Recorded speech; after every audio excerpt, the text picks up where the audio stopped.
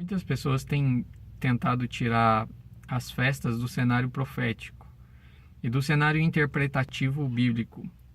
E fica impossível de você entender os tempos sem entender as festas bíblicas. Então eu estou gravando esse vídeo para que você veja uma coisa importantíssima. As vésperas da primeira festa, que é a Páscoa, e quando o Senhor Jesus esteve na terra, o que aconteceu?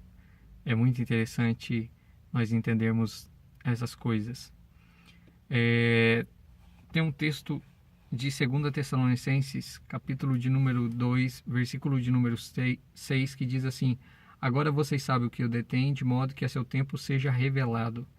No seu tempo seja revelado. Essa palavra é um link para a palavra festas. A palavra festas é moed, que ela significa tempos. E ela também significa agenda divina, compromisso divino. E cada uma das festas, ela aponta, a gente já falou isso em outros vídeos, cada uma das festas aponta para um momento profético. Agora eu queria que você visse comigo algumas coisas que talvez você ainda não viu. No tempo da primeira festa da Páscoa, quando Jesus, um dia antes de ser crucificado, e ele era o Cordeiro de Deus, que tirou o pecado do mundo, né? Tira o pecado do mundo, e João chama ele de o Cordeiro de Deus, e Paulo diz que ele é a nossa Páscoa, ele é a nossa festa, nele está manifesta a festa da Páscoa, nele se cumpre essa festa.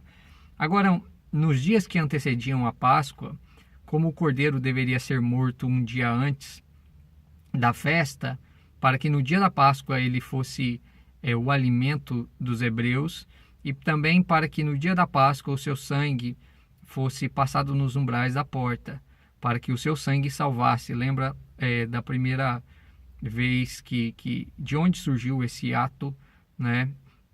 Que foi no Egito, com o livramento do anjo da morte. Pois bem, eu queria que vocês tivessem duas imagens da manifestação do anticristo nos tempos de Cristo, no tempo de Jesus, que foi nos dias anterior à festa, 2 dias que antecediam a festa da Páscoa.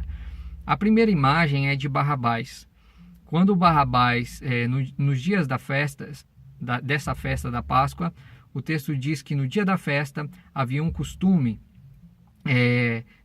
de libertar um prisioneiro. Eu não sei se você sabia, Barrabás, que estava preso com Jesus, também tinha o nome de Barrabás.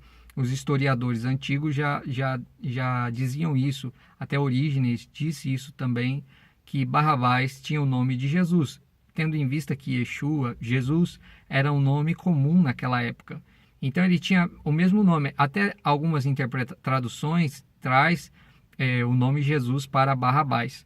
Outra coisa interessante também, que mostra isso, é porque Jesus ele é chamado de o Cristo. Então nós temos 2 Jesus, o Cristo e aquele que é simbolicamente o anticristo. Por que ele é uma imagem do anticristo? O texto diz que Barrabás ele estava envolvido, além de assassinato, além das mãos dele estarem sujas de sangue, ele estava envolvido com política. Ele estava sendo acusado de sedição, ele estava sendo acusado de tentar fazer uma insurreição política, e além de ser acusado de outros crimes como roubo. Isso está registrado nos 4 evangelhos, o que é interessante, porque poucas coisas estão registradas nos 4 evangelhos. Em João, no capítulo de número 8, versículo 44, está escrito que o diabo ele é homicida desde o princípio e mentiroso.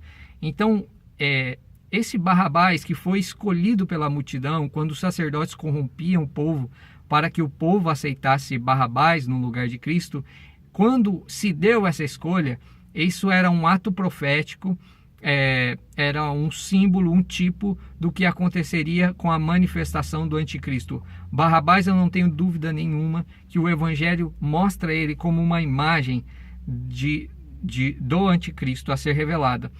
Também no dia que antecedia a Páscoa, quando Jesus comemorou o Seder de Páscoa, o Pêssar, com os discípulos, também foi manifestado foi manifesto naquela época um homem que a Bíblia alinha ele com o anticristo.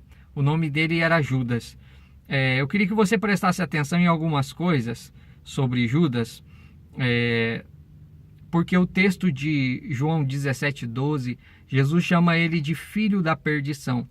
Essa palavra filho da perdição está em 2 Tessalonicenses 2:3, quando Paulo diz assim: ninguém vos engane, porque não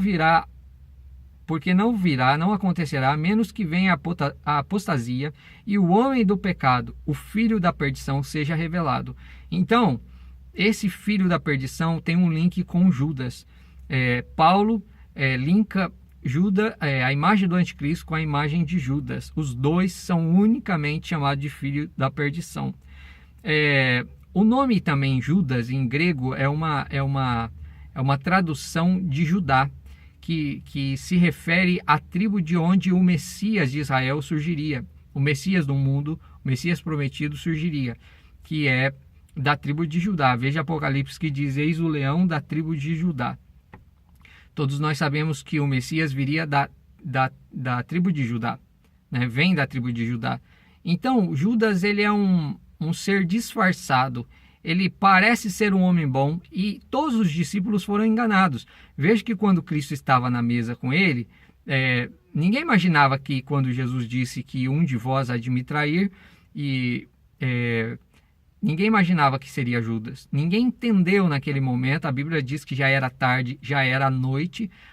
Esse texto está indicando o momento final, o momento do Apocalipse, né? Os últimos dias os últimos dias que já haviam iniciado, que iriam se iniciar, né? Então, esse pensamento é um pensamento de que Judas parecia um homem bom. Veja só que o que ele diz. Quando alguém foi levar uma oferta de adoração a Cristo, ele diz: por que nós não distribuímos esse dinheiro aos pobres? Ele se veste de piedade, né? Ele passa uma imagem mentirosa, que é o que acontece com o anticristo. Veja só que Iscariotes, né? A palavra Keriot significa cidades. E essa palavra linka Judas com Caim, porque a Bíblia diz em Gênesis, no capítulo 4, versículo 17, que Caim, ele é o construtor das cidades, o primeiro construtor de cidades. Caim é um tipo do anticristo também, que tem as mãos também sujas de sangue, né? Também Nimrod é conhecido como construtor de cidades. Olha que interessante. Nimrod é o construtor de cidades. Foi ele quem construiu Babel. E também Nínive, que é a capital da Síria. As duas imagens, os dois textos na Bíblia aparecem como uma imagem do anticristo. Tanto da capital da Síria, que está associada com o anticristo, em Miqueias capítulo 5, versículo 6, e também a cidade de Babel, que depois se transforma na Babilônia, que é contra Deus, que está em Apocalipse. João descreve nas suas epístolas o caráter de Judas, o caráter do anticristo em Judas, porque ele engana os irmãos. Então, gente, na festa da Páscoa, na data da festa da Páscoa, na semana da Páscoa, ocorreu esses dois episódios.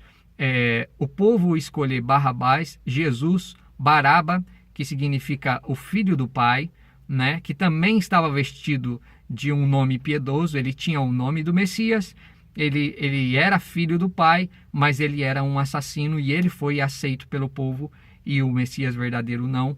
E Judas também é uma imagem do anticristo. Perceba que Judas, o próprio Satanás toma Judas, assim como vai acontecer com o anticristo. Ele vai ser tomado por Satanás, o espírito de Satanás vai invadir ele, vai se manifestar através da vida do anticristo, assim como aconteceu em Judas. E Judas traiu Jesus em um jardim, que foi o mesmo lugar, no jardim do Getsêmani, traiu Jesus com beijo, que foi no mesmo lugar em que a serpente foi incorporada, um jardim também, o jardim do Éden, que a serpente foi tomada por Satanás. Então a serpente foi incorporada por Satanás, pelo espírito de Satanás, e Judas também no jardim foi incorporado pelo espírito de Satanás. Então eu quero que vocês olhem para a festa da Páscoa, que representa a morte de Cristo, também como um anúncio do que há de se revelar, que é a manifestação do anticristo. É bem provável que o anticristo seja revelado próximo a essa festa. Deus abençoe a sua vida grandemente.